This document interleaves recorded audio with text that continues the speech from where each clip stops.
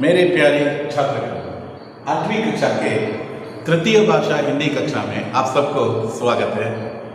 बच्चों, पिछली कक्षा में हम एक सुंदर तथा देश प्रेम जगाने वाले पाठ और नई घटनाओं पर आधारित पाठ मेरा देश मेरी माँ नामक पाठ के बारे में चर्चा किए थे। मेरा देश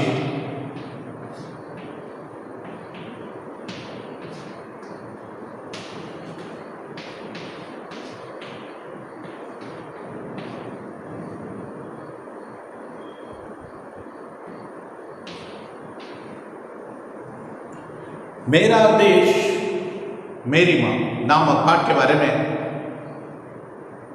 थोड़ा सा बात देखे थे। उसका विस्तृत अध्ययन आज की कक्षा में हम करने वाले हैं। 1965 के एक दिन सितंबर महीने में भारत के चारों तरफ शांति का वातावरण था। इस समय हमारे शत्रु देशों में एक कहने वाले पाकिस्तान भारत पर आक्रमण बोल दिया। भारत पर आक्रमण बोलते ही क्या हो गया? दुश्मन लोग भारत पर आ डटे। जो मेजर तथा सैनिकगण छुट्टियां बिताने गए थे, उन सबको तुरंत वापस आने के आदेश भेजा गया। सभी सैनिक तथा उन्नत अधिकारीगण युद्ध में भाग लेने के लिए आ रहे हैं। इस बीच में एक मेजर था, वह भी अपना सभी वस्तुओं को बांधकर युद्ध भूमि जाने की तैयारियां में है। उस वक्त अपने मां के पैर छूकर उन्होंने प्रणाम किया। मां का महत्व जाग उठा। उस वक्त मां ने कहा कि बेटा, सदैव याद रखना, भारतीय परंपरा सीने पर गोली खाने की है, पीठ पर नहीं। वन में यदि तुम्हें असली देशभक्त बनना है तो लड़ते लड़ते लड़ते मरो। रणहेडी होकर भागते हुए दुश्मन लोग तुम्हारे पीठ पर गोली मारे तो यहां शहीदों में एक नहीं मानते हैं। जो व्यक्ति सीने पर गोली खाते हैं उसको ही सर्वश्रेष्ठ व्यक्तियों में एक कहलाते हैं।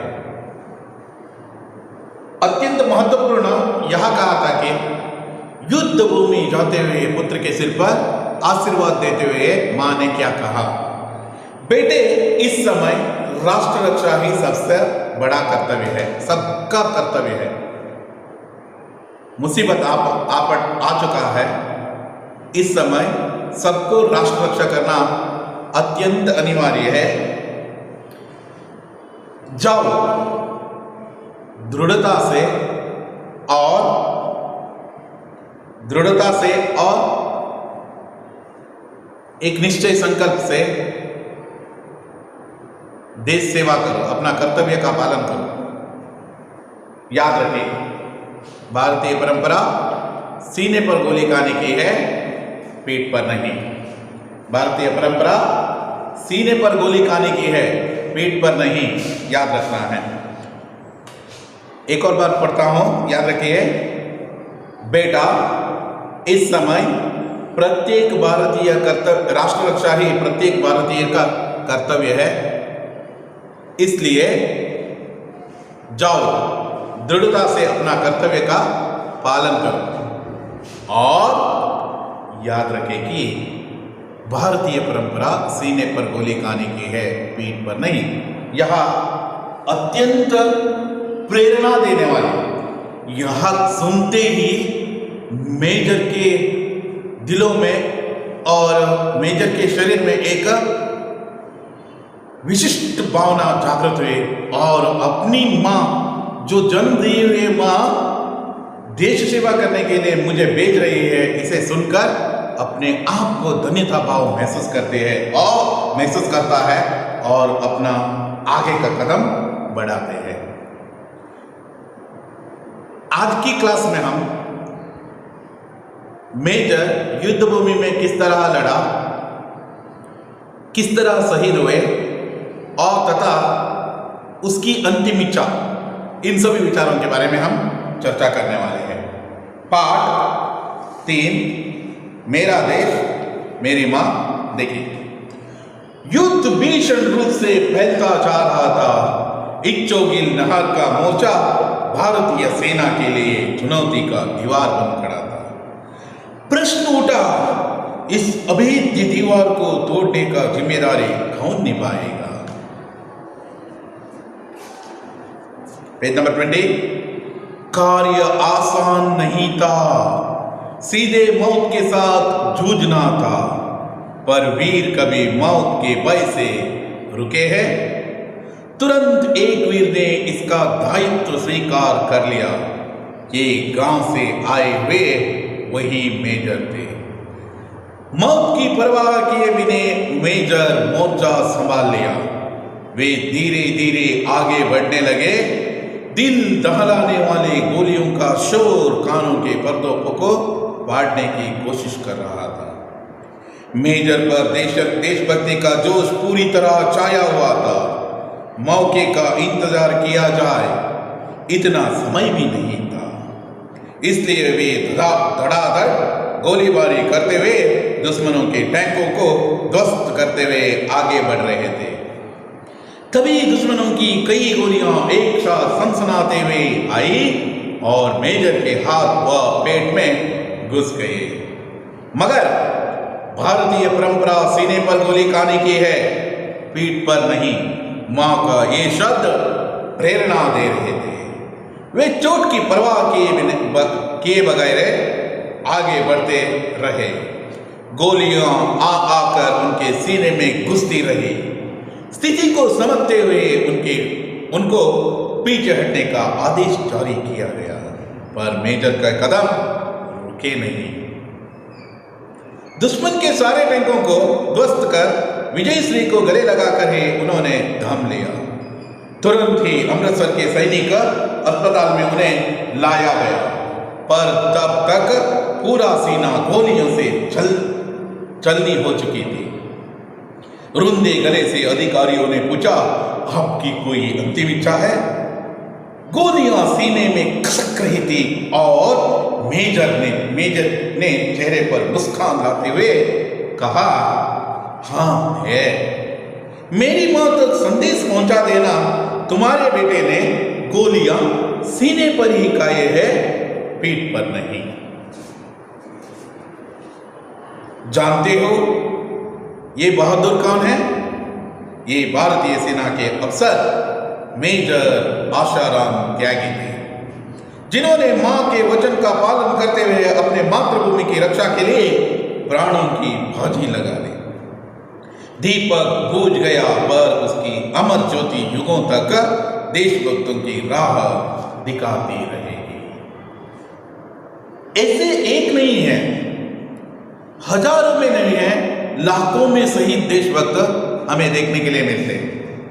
मां का कोई ना कोई मां का वचन पूर्ण करने के लिए, कोई ना कोई अपने पत्नी को दिया हुआ वचन पूर्ण करने के लिए, कोई न कोई अपने पिता को दिया हुआ वचन पूर्ण करने के लिए, कोई न कोई अपने मित्रों को दिया हुआ वचन पूर्ण करने के लिए, कोई न कोई अपने बच्चों को दिया हुआ वचन पूर्ण करने के लिए यह युद्ध में भाग ले रहे थे। इस पाठ में आए हुए मेजर को मां ने कहा कि बेटा याद रखना, भारतीय परंपरा सीने पर गोली खाने की है, पीठ पर नहीं। यह युद्ध चल रहा था, पाकिस्तान के सैनिकगण ऑलरेडी यहां आ चुके थे। भारतीयों को एक चुनौती थी। चुनौती क्या था? जो हमारे जो सैनिकगणों को नीचे से ऊपर तक जाकर ऊपर से उनको उन पर अटैक करना था। यहां एक और विचार है कि यहां ऐसा जो दीवार की तरह रहते हैं, बड़े लंबे रूप से और बड़ी ऊंचाई तक फैले हुए पर्वत है। उनके दुश्मनों की जो शक्ति वहां है, वह कुछ भी करने की जरूरत नहीं है, गोलीबारी करने की भी जरूरत नहीं है। जैसे ही उन्हें भारतीय सैनिक लोग आते हुए देखकर उन पर ऊपर रखे हुए, नहीं तो ऊपर रहने वाले बड़े बड़े पत्थरों को नीचे फेंकते तो भी बच्चे हो जाते थे। फिर भी हिम्मत नहीं हारते हैं, हिम्मत नहीं हारते हैं। इस अभेद्य दीवार को भी छेद कर और भेद कर आगे बढ़ते हैं। ये भारतीय सैनिकों के ताकत है। सियाचिन नामक एक प्रदेश है, -40 डिग्री है। आपके रेफ्रिजरेटर में तो 0 डिग्री नहीं तो -4 डिग्री तक रहते हैं, लेकिन -40 डिग्री में भी हमारे सैनिकगण काम करते हैं। विश्व के कोई भी सैनिकगण ऐसा जो मुश्किल स्थिति में काम नहीं करते हैं, लेकिन हमारे सैनिकगण वहां काम करते हैं। 6 महीने की जो वहां काम करने की सौभाग्य मिलना उनके जीवन का एक महान जो सुखद क्षणों में एक मानते हैं। ऐसे जो वीर सपूतों को मेरी मां ने, यानी मेरे मेरा भारत देश ने जन्म दिया है। ऐसे जो सपूत है जो डरते ही नहीं है, डर को भी डरा देते हैं। मैंने पिछले कक्षा में कहा था आपको, मनोज कुमार पांडे मौत से पहले मुझे अपने ताकत दिखाए मैंने, यदि ताकत दिखाने से पहले यदि मौत में मेरे सामने आए तो उस मौत को भी मार गिरा देते। ये मेरे जो जवानों की शक्ति है, मेरे सैनिकों की शक्ति है। बच्चों आगे देखेंगे, युद्ध भीषण रूप से फैलता जा रहा था, युद्ध भीषण रूप धारण कर लिया। किसके बीच में युद्ध चल रहा है? भारत और पाकिस्तान के बीच में चल रहा है। खबर 1965, आपको याद रहना है 1965 के वहां उस समय पर युद्ध भीषण भयंकर रूप धारण किया है। हमारे सैनिकगण भी मर रहे हैं, उनके भी मर रहे हैं। इस बीच में इच्चोगिल नहर का मोर्चा भारतीय सेना के लिए एक चुनौती का दीवार बन खड़ा था। इच्चोगिल नहर की मोर्चा यानी एक टुकड़ा कहते हैं। युद्ध के लिए जाते वक्त 10 लोगों का, 15 लोगों का, 20 लोगों का और 25-50 लोगों का एक समूह बना देते थे। वह जो इच्चोगिल नहर का मोर्चा भारतीय सेना के लिए एक चुनौती का दीवार बन खड़ा था, चुनौती का दीवार बन खड़ा था। ऐसे जो इच्चोगिल कहां है? इच्चोगिल लाहौर से केवल 15 नहीं 14 किलोमीटर आगे है। मतलब पाकिस्तान से बहुत नजदीक है, पाकिस्तानियों की बहुत नजदीक है। हमारे भारतीयों के लिए ये चुनौती का दीवार था, क्योंकि उनको तो यहां से सीधा आ सकते थे, लेकिन हमें चढ़कर जाना था। लेकिन वह हमारे प्रदेश पर आ चुके थे। इच्चोगिल नहर लाहौर से 14 किलोमीटर दूरी पर है, याद रखना है आपको। इच्चोगिल नहर का मोर्चा यहाँ की जो समस्याओं को सुधारना और नहीं तो हल करना, समस्याओं को दूर करना भारतीय सेना के लिए एक चुनौती का दीवार था। चुनौती, इट्स एन चैलेंज के रूप में खड़ा था। वो भी चैलेंज कैसा चैलेंज है? सामान्य चैलेंज नहीं है, दीवार के रूप में खड़ा था। प्रश्न उठा, सबके सामने प्रश्न रखा गया। इस अभेद्य, अभेद्य याद रखना है, अभेद्य विलोप शब्द है भेद्य। अभेद्य दीवारों पर, इस अभेद्य दीवारों को तोड़ने का जिम्मेदारी कौन संभालेगा? सभी मिलिट्री लोगों को, नहीं तो सभी सैनिकों को एकत्र किया गया, वहां काम करने वाले, उन सबसे पूछा गया यहां दीवार नहीं तो यहां मोर्चा संभालने का कार्य कौन करते हैं? आखिर कौन यहां रेस्पॉन्सिबिलिटी लेना है? इसका मतलब है यह इच्चोगिल नहर की मोर्चा संभालना सीधे मौत से जूझना, यानी जो आदमी इसका नेतृत्व लेते हैं उसका मृत्यु जरूर होते हैं। ऐसा जो कष्टकर सन्निवेश था, ऐसा वो बहुत डिफिकल्टी सिचुएशन था, ऐसे सिचुएशन पर काम करना था, मालूम हुआ ना? ऐसा मैं मानता हूं। जिम्मेदारी कौन निभाएगा? यार तो बोलते रहो, who will take the responsibility of this Ichhogil नहर की मोर्चा? देन क्या कहते हैं, देखिए, कार्य आसान नहीं था। काम जो इच्चोगिल नहर की मोर्चा को संभालने का वह काम है ना, आसान नहीं था। बहुत मुश्किलों को सामना करना पड़ता था, सीधे मौत से जूझना था, जूझना यानी लड़ना।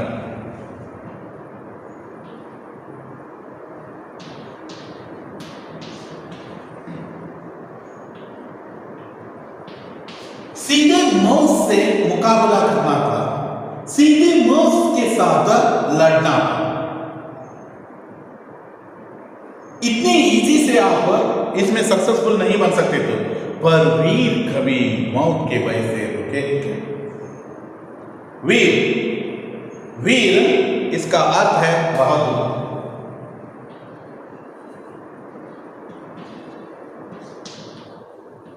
बहादुर, वीर इसका विलोप शब्द है कायर। याद रखना है आपको, वीर जो भारतीय सैन्य में काम करने वाले हर एक वीर इससे डरते हैं क्या? इच्चोगिल नहर क्या, उससे बड़ा जो मोर्चा संभालने के लिए दिए तो वो डरने वाले नहीं,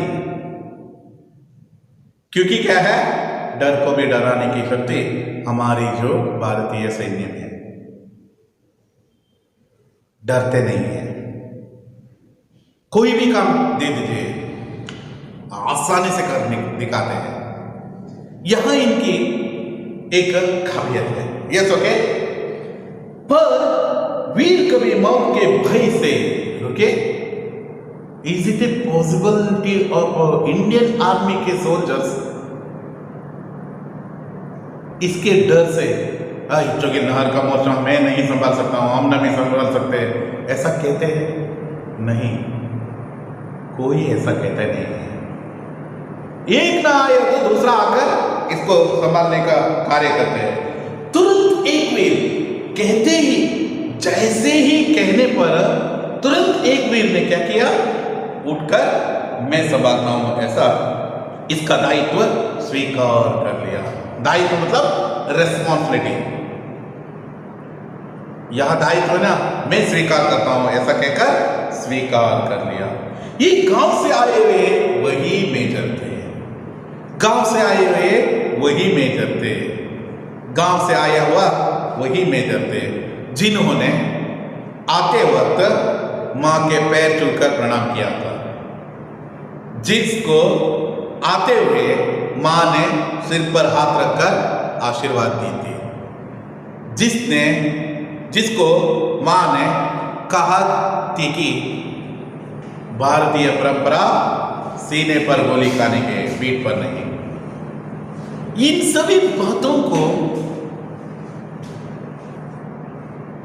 सभी बातों पर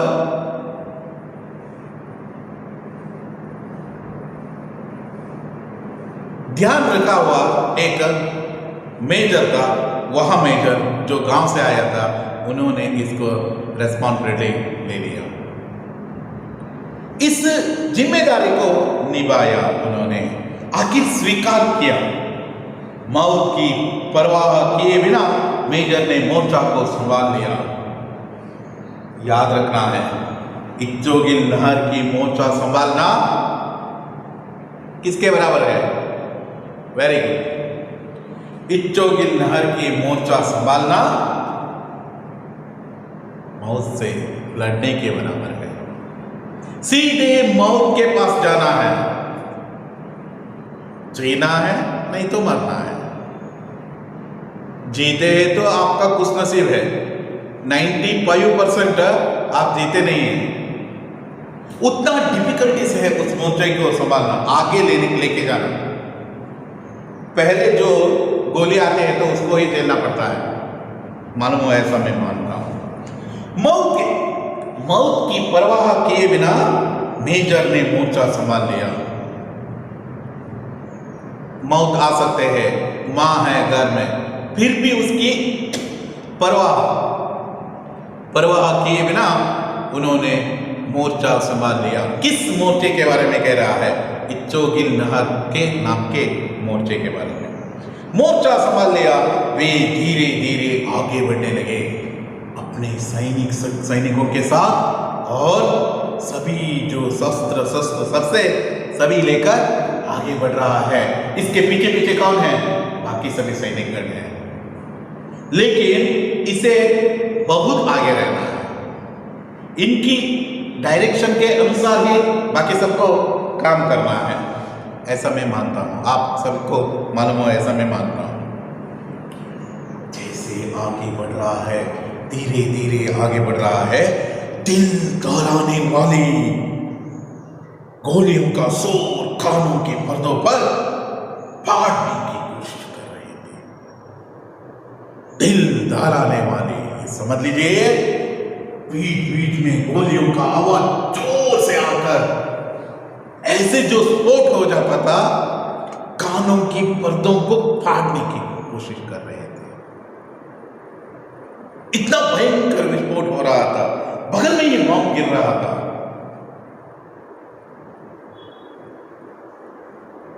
कभी भी वहां उसके ऊपर गिर सकते थे, ऐसी जो स्थिति में वहां थे। दिल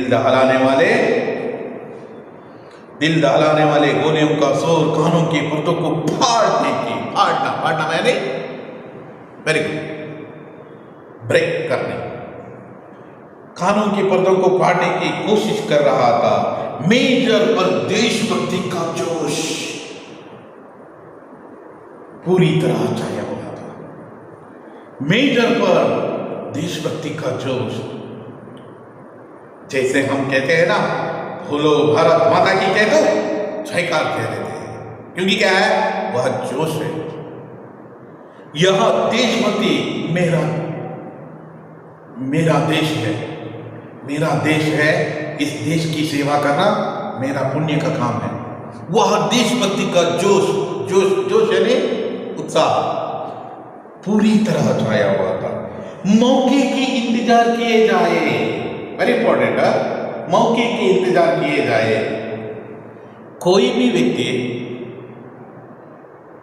कोई भी सैनिक मौका पाते ही रहते हैं, कोई भी दुश्मन लोगों, कोई भी हो, आप पर यदि आप सामने आए तो आप पर अटैक करते हैं, उस वक्त आप छिप जाते हैं।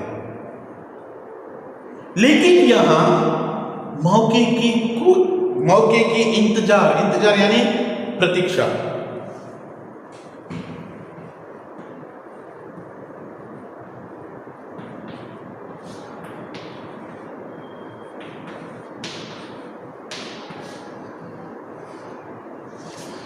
मौके की इंतजार किए जाए, प्रतीक्षा किए जाए, इंतजार किए जाए, इंतजार, प्रतीक्षा, वेट कहते हैं ना, मौके की इंतजार किए जाए। इतना समय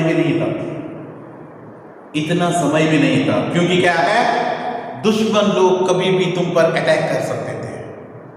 दुश्मन लोग की गोलियां आकर कानों की पर्दों को फाड़ने की कोशिश कर रहे थे, मतलब वहां होने वाले विस्फोटों को वह कानों से सुना था, इसलिए धड़ाधड़ गोलीबारी करने की चेष्टा रखा। वैसे जैसे ही यहां ऊपर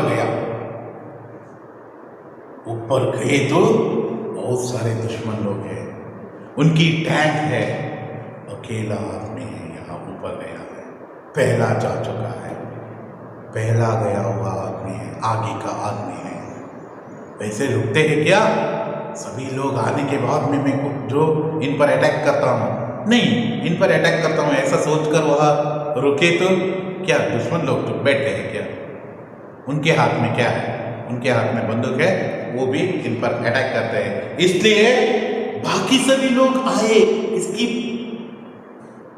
इंतजार में नहीं रुके हैं, इंतजार में नहीं रुके हैं, और जैसे ही उन्होंने दुश्मनों को देखा धड़ाधड़ गोलीबारी करने का प्रारंभ कर दिया। इसलिए वे धड़ाधड़ गोलीबारी करने के प्रारंभ कर दिया। वैसे जो गोलीबारी धड़ाधड़ क्विकली फास्ट गोलीबारी करने की वह काम प्रारंभ कर दिया। दुश्मनों के टैंक ध्वस्त करते हुए आगे बढ़ रहे थे, एक एक करके सभी दुश्मनों के टैंकों को ध्वस्त करते हुए आगे बढ़ रहे थे। उनकी जो टैंकों को ध्वस्त किया, यहाँ की टैंकों को ध्वस्त किया, इस तरह पूरी जो जगह का टैंकों को ध्वस्त करते हुए वह आगे बढ़ रहे थे। तभी दुश्मनों की कई गोलियां आगे बढ़ रहे थे। यहाँ मेजर आगे बढ़ रहा है, वहाँ भी अटैक किए हैं, दुश्मन लोग भी अटैक रहे हैं। जब तभी जैसे ही इन्होंने दुश्मनों के टैंकों को ध्वस्त किया, दुश्मन लोग इन पर गोलियों की कई गोलियां सनसनाती हुई आई, मेजर के हाथ पेट में सभी जगह पर घुस गए। ये अकेला था, वो तो क्या है बहुत संख्या में थे। जैसे ही इन्होंने टैंकों को ध्वस्त कर लिया, वैसे ही वहां के दुश्मन लोग इन पर चारों तरफ से घुस गए, और जैसे ही यहां घुस गए, यहां पीछे आने वाले सभी सैनिकगण वहां आए। फिर भी मेजर के हाथ, पेट, ಹೊಟ್ಟೆ पर में गोलियां आकर घुसती गई। ಎಲ್ಲ ಬುಲೆಟ್ಸ್ಗಳು ಬಂದು ಸೇರ್ತಾ ಇದೆ, ಕೈಗೆ ಕಾಲಿಗೆ ಎಲ್ಲ ಕಡೆ ಬಂದು ಸೇರ್ತಾ ಇದೆ, रुके नहीं। भारतीय परंपरा, मगर याद रखना है, भारतीय परंपरा सीने पर गोली खाने की है, पीठ पर नहीं। इस समय वहां भाग सकते थे, नहीं भागे नहीं है। भारतीय परंपरा सीने पर गोली खाने की है, पीठ पर नहीं। मां का यह शब्द प्रेरणा देती रही। वह पीछे मोड़ना चाहा, लेकिन मां की यह शब्द है ना, उसको सजग करने लगे, और वे चोट की परवाह किए बिना बगैर आगे बढ़ते रहे। गोलियां आकर उनके सीने में घुसती रही। जैसे ही वहां जो मौत की परवाह किए बिना आगे बढ़ रहा है, चोट की परवाह किए बिना, चोट यानी घायल हुई स्थिति, आप पर यहां सभी जगह पर गोलियां घुस गई है, इनकी परवाह किए बिना आगे बढ़ते रहे। वैसे ही उसी समय पर कई गोलियां आकर सीने में घुसती रही, कई गोलियां आकर सीने में घुसते रहे। इस समय बहुत कष्ट का समय था। जैसे ही गोलियां आकर सीने में घुसा, मेजर ने माना शायद मैं मरने वाला। क्या मेजर इस समय पर अपना वह युद्ध रोक सकते हैं? नहीं। वह अपना यह युद्ध किस तरह आगे लेके गए, और किस तरह यह अपने युद्ध में सक्षम हुआ, और किस तरह सफल हुए, इन सभी विचारों के बारे में हम आने वाली कक्षा में चर्चा करने वाले हैं। तब तक सभी यह पाठ एक और बार पढ़कर बहुत सारे विचारों को रिकॉल करने की कोशिश कीजिए, क्योंकि यह पाठ अत्यंत महत्वपूर्ण है। बच्चों, आप सभी पाठ पर बहुत ध्यान एकाग्रित करके पढ़ते हैं, ऐसा मानकर मैं यहाँ पाठ